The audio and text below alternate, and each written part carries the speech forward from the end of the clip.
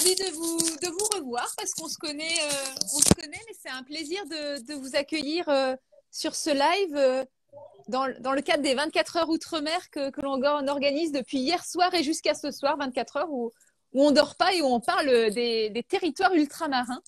Donc un grand merci à tous les deux d'être avec nous. Merci à vous. Et bonjour Dana et bonjour Monsieur le directeur. Peut-être avant toute chose, parce que nous, depuis l'Hexagone, on ne connaît pas toujours bien votre département, même si La Réunion, c'est peut-être le département d'outre-mer qu'on connaît le plus.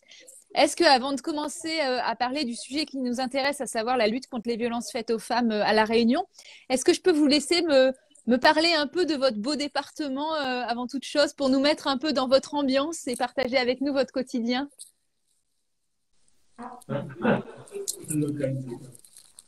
Alors, donc, La Réunion, c'est une petite île située dans l'océan Indien, donc à côté de l'île Maurice, pour ceux qui connaissent, et à droite de Madagascar.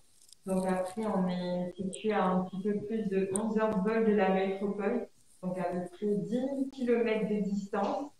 Et puis, donc, on est une île assez multiculturelle. Je pense que ça s'entend, une île intense, avec de beaux paysages au-delà de ça et une population lumineuse très chaleureuse.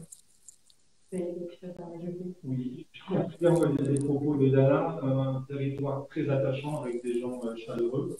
Après, je pense qu'il faut aussi aller au-delà de l'image de carte postale, parce que l'île intense, ça signifie aussi pour les policiers pas mal de travail, notamment sur le sujet qui nous permet donc d'évoquer les violences conjugales aujourd'hui.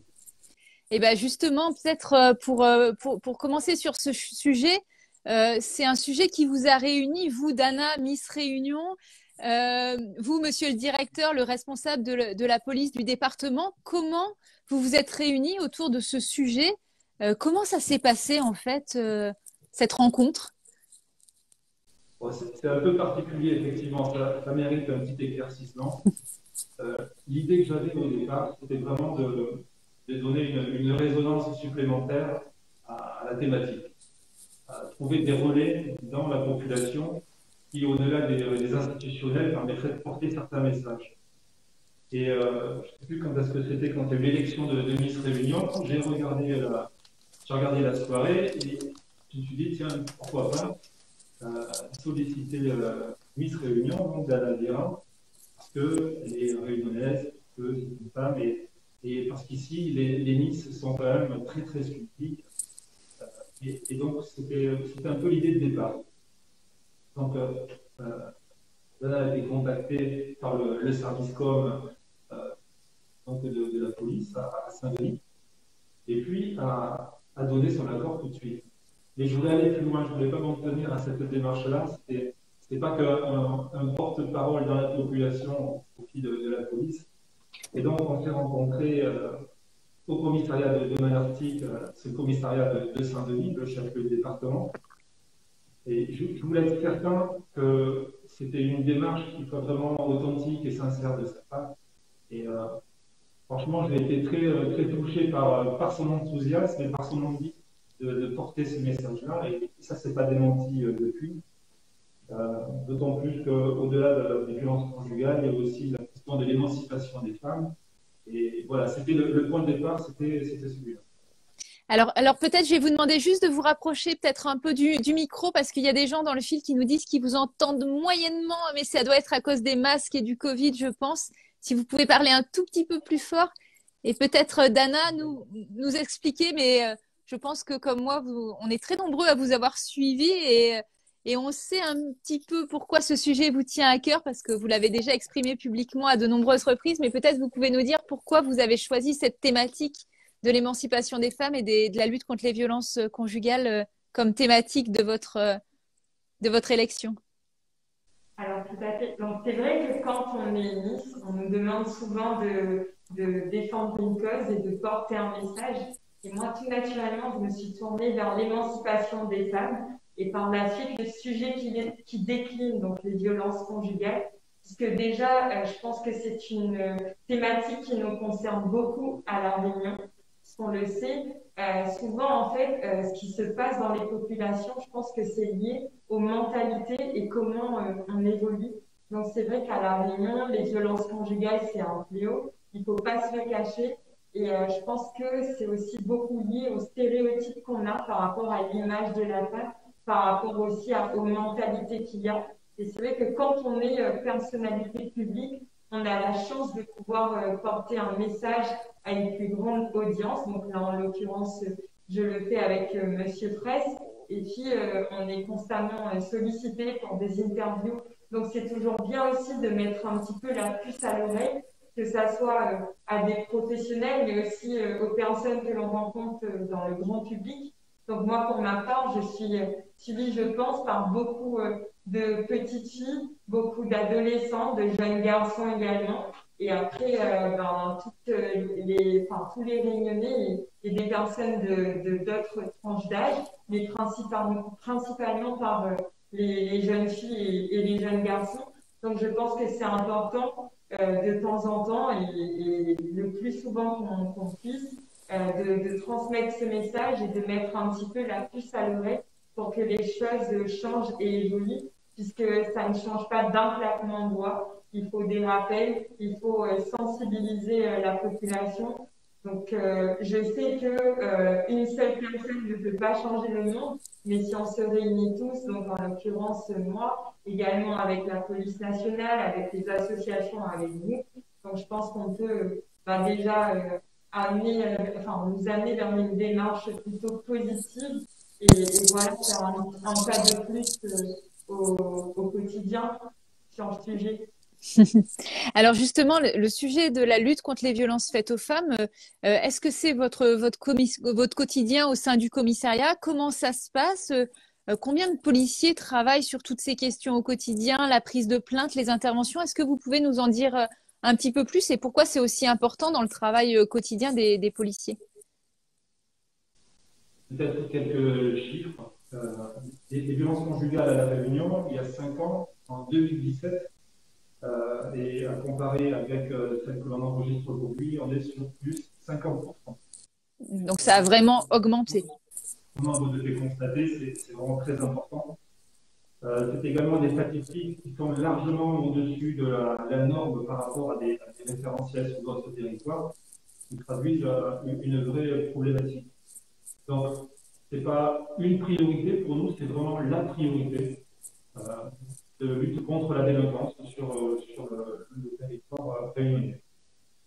Alors, pour répondre à votre question, il y a des policiers spécialisés, mais j'ai envie de vous dire, tous les policiers sont concernés par ce problème-là, parce qu'ils peuvent tous potentiellement intervenir en flagrant délit, c'est-à-dire lorsque une agression se produit dans la sphère familiale, et ils doivent être à même de bien juger la situation et d'interpeller l'auteur, puisqu'on est vraiment dans une approche en lien avec les autorités judiciaires de grande fermeté et qu'on le peut de placement envers la lutte. Et la police nationale, elle est d'abord là pour protéger les victimes, elle est là aussi pour porter assistance aux personnes en difficulté, aux personnes dans la détresse, et ça revêt vraiment un caractère premier par rapport à ce problème-là, c'est-à-dire qu'on est en plus en présence de victimes qui sont isolées, qui sont esselées, qui subissent parfois des comportements totalement déplacés depuis des années, et cette notion d'assistance à des personnes en difficulté, elle trouve vraiment toute sa dimension sur la question des violences conjugales. Alors, certes, ça concerne tous les policiers, mais après, on a des enquêteurs spécialisés. La police nationale à La Réunion, c'est pour la partie enquête, 4 commissariats différents, à Saint-André, Saint-Denis, Le Port et Saint-Pierre. Et au sein de chacun de ces commissariats, il y a des enquêteurs spécialisés qui ont été renforcés en volume au cours de l'été dernier. Mais c'est un challenge permanent pour nous que de nous adapter à cette forme de délinquance-là, parce qu'on fait le constat que tous les ans, ça augmente. Alors ça augmente parce que le Grenelle également des violences a permis une libération de la parole, ce qui était une très bonne chose. Donc, il y a davantage de victimes qui viennent nous voir et c'est heureux. C'est aussi pour ça que Dana avait été associée lorsqu'on on avait convenu de faire une conférence de presse ensemble. C'est pas une fin en soi. L'idée, c'était vraiment de rediffuser, parce qu'on ne fait jamais assez, à l'ensemble des victimes potentielles les différents moyens de nous contacter. C'est pas forcément que venir dans un commissariat, c'est également se rendre sur une plateforme, demander des conseils, consulter peut-être des services sociaux et ne se rendre dans un commissariat qu'en dernier lieu. Mais l'idée, c'est de ne pas laisser ces personnes dans l'isolement et on fait en sorte vraiment de faire face à l'enjeu que cela représente localement. Alors, je crois, Dana, justement, vous avez aussi passé du temps avec les policiers pour voir comment ils travaillaient. Je crois que vous avez visité la plateforme des violences sexuelles et sexistes. Qu'est-ce que vous retenez de ce temps passé auprès des policiers qui travaillent sur ces thématiques? Est-ce qu'il y a des choses qui vous ont particulièrement touché ou que vous voudriez partager avec nous? Oui, alors tout à fait. Donc, j'ai eu déjà l'occasion ici à La Réunion donc, de faire un petit stage de formation. Donc, je précise que ce n'est pas terminé, puisque désormais, il y aura vraiment des actions plus concrètes, donc des interventions notamment en milieu scolaire qui sont prévues. Et puis, j'ai eu l'occasion d'assister à une audition, donc d'entendre également à la fois les victimes, mais aussi entre guillemets les coupables. Donc, ça nous permet de voir aussi en fait les différentes facettes en fait d'une enquête, comment ça se mène et c'est quel est le déroulé et comment aussi les victimes s'expriment en fait sur le sujet puisque ce n'est pas forcément facile. Et puis avec vous, Camille, j'ai eu la chance de visiter la plateforme en ligne justement aux Yvelines sur laquelle nous recevons toutes justement les demandes, les interrogations des victimes à propos des violences conjugales. Et moi, ce qui m'a interpellée, c'est que, en fait, souvent, il y a des victimes qui n'osent pas s'exprimer, qui n'osent pas prendre leur téléphone pour appeler, puisqu'on le sait. Maintenant, il y a beaucoup de dispositifs qui sont de plus en plus facilités et mis en place, comme par exemple le 3919. Mais pas toutes les victimes osent prendre leur téléphone et appeler les numéros pour en parler. Donc, il y en a d'autres qui préfèrent le faire par écrit. Et c'est vrai que tout ce que le gouvernement fait justement pour faciliter cette libération de la parole, c'est important. Donc moi, ce qui m'a vraiment touchée, notamment lorsque j'ai visité cette plateforme, c'est de voir le fait que finalement, il y a des choses qu'on banalise. Et puis, en parlant, en discutant, en posant des questions, puisqu'il n'y a pas de questions bêtes. Donc, en posant les questions, on se rend compte que oui, on est victime de violences sexuelles, de violences sexistes, qu'on est face à du harcèlement parfois. Donc moi, je pense que tout ça, en fait, il faut qu'on arrive à se poser les bonnes questions. Et en tant que femme, lorsqu'on est victime ou non, on arrive à se situer aussi. Donc il ne s'agit pas de dramatiser ni de banaliser, mais de savoir en fait où est-ce qu'on se situe face à cela. Et c'est pourquoi, justement, il y a beaucoup de développement vis-à-vis de ça par le gouvernement, donc notamment la plateforme en ligne, les numéros qu'on a pour qu'on puisse se poser les bonnes questions et savoir comment faire, où aller, qui interroger et enfin, aller vers des dépôts de plainte et être accompagné s'il le faut et si c'est nécessaire. Alors, si on fait ensemble un petit résumé des différents dispositifs, si on est soi-même victime, alors si on est une femme victime, il y a aussi quelques hommes qui sont victimes de violences conjugales, il faut quand même le rappeler et pas les oublier. Si on connaît une personne qui est victime aussi, parce que des fois on a envie de l'aider, de le conseiller, alors les dispositifs, vous en avez évoqué plusieurs, il y a le 3919 qui est un numéro de téléphone que l'on peut composer pour avoir des conseils. Alors, c'est une association qui est derrière. C'est pas des policiers et des gendarmes, mais c'est des gens qui sont vraiment formés, spécialisés pour ces situations. Ensuite, il y a la plateforme que vous évoquez. On a mis dans le fil l'URL pour ceux qui le souhaitent, arrêtonslesviolences.gouv.fr. Là, ce sont des policiers et des gendarmes qui répondent au téléphone. Donc, c'est vraiment, qui répondent au chat, pardon. C'est vraiment des conseils qui préparent éventuellement la prise de plainte ou qui aident à verbaliser les choses pour savoir s'il y a eu un délit grave, pour savoir si c'est normal ou pas normal, si c'est permis par la loi ou si c'est une infraction, et pour progressivement amener la personne et à s'exprimer et à l'aider, la conseiller sur les suites, en fait. Donc ça, la plateforme arrêtonslesviolences.gouv.fr, c'est vraiment important des fois de parler à un professionnel, de parler aux forces de l'ordre de manière aussi anonyme. Hein. On n'est pas obligé de donner son nom, on explique la situation dans le chat. Et comme ça, on a un vrai conseil d'un policier qui a déjà travaillé sur ces questions. Et donc ça, c'est vraiment pas rien.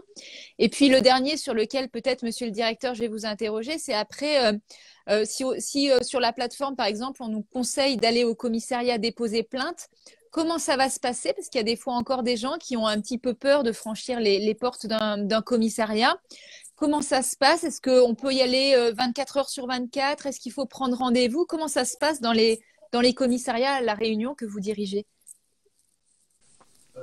Les quatre commissariats qui sont ouverts 24 heures sur 24 sont en mesure d'accueillir les victimes vraiment tous les jours de l'année. Ils seront reçus par des personnels formés, sensibilisés à la thématique, qui sont là pour faire un minimum preuve d'empathie par rapport à la victime qui se présente, lui garantir de la confidentialité dans l'expression de ses difficultés, et puis lui fournir une réponse qui techniquement va la rassurer. Ça sera en présence d'un professionnel et lui présenter la suite de sa démarche. Et ensuite, la phase de recueil de la prise de plainte, une fois que l'accueil est passé, où là, on fait en sorte que la victime soit accueillie par un professionnel. On ne peut pas le faire à chaque fois, mais on tend vers cette mesure-là. La difficulté pour un policier, potentiellement, c'est de mal estimer ce qui se passe ou ce que va déclarer la victime, qui ne va pas forcément tout dire, par pudeur, par crainte, par inconsciemment envie de toujours peut-être de protéger l'auteur des faits. Et donc, il y a des éléments qui ont été mis en place pour essayer d'objectiver cette démarche de quantification du danger avec une grille d'évaluation, avec des questions qui sont très précises et qui permettent vraiment de rentrer dans le détail de ce que peut subir la personne.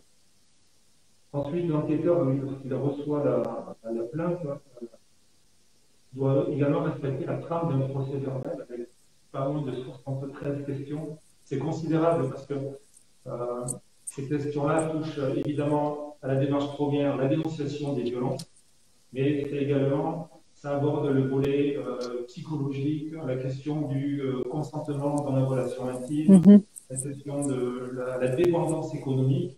Il n'y a vraiment rien qui est évité. Et c'est vraiment un moment où la victime se livre et doit établir également une relation de confiance avec l'enquêteur, ce qui se passe. On ne peut pas être policier et être insensible à ces faits-là. Donc, pour nous, c'est vraiment un enjeu majeur, c'est d'assurer un accueil digne de ce nom. Et on fait vraiment le maximum pour traiter les dossiers dans des délais assez rapprochés, en lien avec le Et j'imagine que c'est aussi le cas chez vous. S'il y a besoin pour la victime, elle peut être mise en relation avec un ou une psychologue, un intervenant social pour l'aider dans ses démarches, par exemple les questions de logement, etc. C'est pas forcément le travail du policier, mais vous aider à ce lien avec des associations ou des professionnels sur d'autres thématiques. Tout à fait. Alors, dans tous les commissariats de La Réunion, il y a un intervenant social qui est désormais un acteur vraiment clé dans la lutte contre les violences conjugales. Parce qu'une personne qui veut dénoncer des faits, ça peut être surprendre ce que je veux dire, mais n'a pas forcément besoin d'emblée d'être en contact avec un policier. Et l'assistance sociale peut faire l'interface en prenant la mesure de la situation, en réorientant la victime le cas échéant, en la conseillant, en évoquant, comme vous l'indiquez, les problèmes immobiliers, les problèmes économiques, etc. Et ça complète vraiment très bien l'approche des enquêteurs. Parce que ces assistants sociaux ont également un relais dans la société qui est quand même d'une grande richesse. Ça peut être avec les services sociaux qui travaillent en milieu hospitalier, qui seront en contact avec passe souvent en service maternité ou gynécologie des personnes qui vont présenter des signaux qui laissent entendre qu'elles sont victimes de violences. Et ce maillage va se faire entre l'assistante sociale d'un hôpital et l'assistante sociale du commissariat, qui vraiment est un peu la clé de voûte par rapport à l'orientation des victimes, à l'identique avec le milieu associatif, des personnes qui accueillent des locaux associatifs, des femmes en difficulté. Certains justifieront que l'information revienne jusqu'au commissariat. Si vous voulez, l'idée, c'est de capter le plus tôt possible des victimes, de les orienter, de les conseiller et, le cas échéant, d'entamer l'enquête. Et le dernier point sur l'accueil, c'est, par exemple, alors c'est qu'à Saint-Denis, et on a la présence d'un psychologue également qui fournit une assistance supplémentaire, un soutien au profit essentiellement des victimes. Alors, on a des personnes dans les commentaires qui nous parlent aussi des enfants qui sont victimes de violences conjugales, sous les coups d'un de leurs parents. Comment ça se passe pour les enfants et comment ça se passe aussi quand on compose le 17 police secours? Qu'est-ce que ça déclenche pour les victimes? Et si, par exemple, on entend quelque chose chez son voisin, est-ce que c'est important de faire ce numéro d'urgence? Alors, le 17 police secours, c'est le numéro en cas d'urgence. Ça arrive pour les quatre communes en zone police à La Réunion, c'est centralisé à Saint-Denis. Et là, l'opérateur radio sur nos ondes donc, envoie tout de suite un équipage en intervention. Et le caractère d'urgence, parce qu'il est vraiment avéré, je peux vous assurer que l'intervention sur les lieux est extrêmement rapide parce qu'il y a un vrai danger de sécurité de la personne. Et voilà, on n'interviendra pas avec la même célérité qui fait un vol à l'étalage, pour être plus clair. Et là-dessus, je tiens à souligner que l'ensemble des policiers sont très concernés par la thématique. Par la thématique de l'assistance aux personnes en général, et par celle-ci peut-être plus particulièrement, parce que parfois notre rapidité d'intervention peut limiter le préjudice que subit la victime.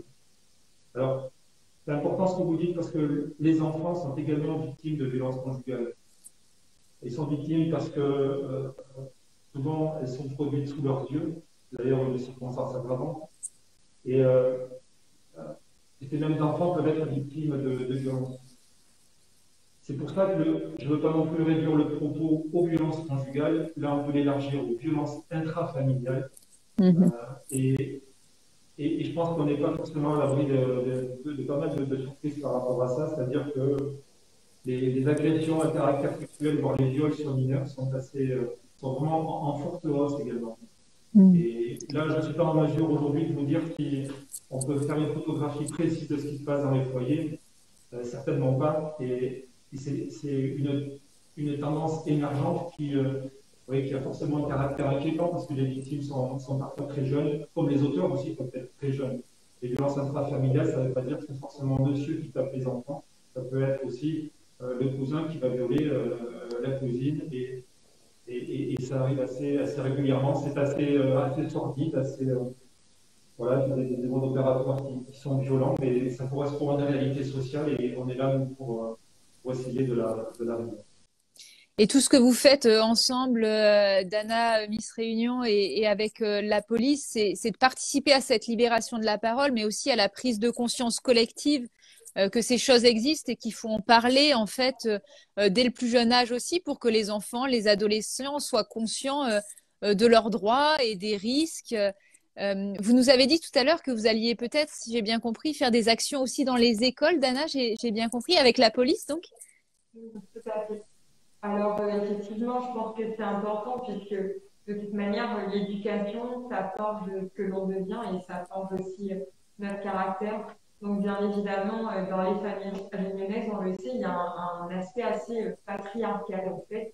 Donc, qui évolue positivement dans le sens où de plus en plus, on comprend qu'il faut tendre vers plus d'égalité entre l'homme et la femme, que la femme, ce n'est pas simplement celle qui cuisine, qui s'occupe du foyer, etc. Donc, je pense qu'il y a un aspect très patriarcal qui est très ancré dans les familles réunionnaises. Et c'est pourquoi, en fait, il est important, dès le plus jeune âge, de faire prendre conscience aux jeunes, donc à la fois aux petites filles, mais aussi à la fois aux petits garçons, qu'il faut respecter, en fait, qu'il faut se respecter tout simplement. Donc, on aura des interventions au milieu scolaire. Pour l'instant, on n'a pas encore vraiment défini le programme, mais c'est clair que c'est à venir, donc très rapidement. Et puis, je pense que là où je peux apporter quelque chose, encore une fois, comme je le disais, au niveau, enfin voilà, auprès des enfants, c'est vrai que j'ai quand même une certaine influence, puisque bon, les Miss, ça fait quand même rêver aux enfants, faut pas se le cacher, tout en restant humble, bien sûr. Et je pense qu'à ce moment-là, bien évidemment, en leur parlant, en expliquant des choses, que ça soit par des images aussi, que ça soit par des petites animations. Donc on peut justement leur faire prendre conscience des choses, peut-être même pour les enfants qui justement vivent ces situations et qui ne comprennent pas. Donc c'est peut-être le moment de faire à la fois libérer la parole donc des adultes, mais aussi des enfants qui parleront de leur propre situation familiale. Et je pense qu'on peut faire avancer les choses positivement en ce sens.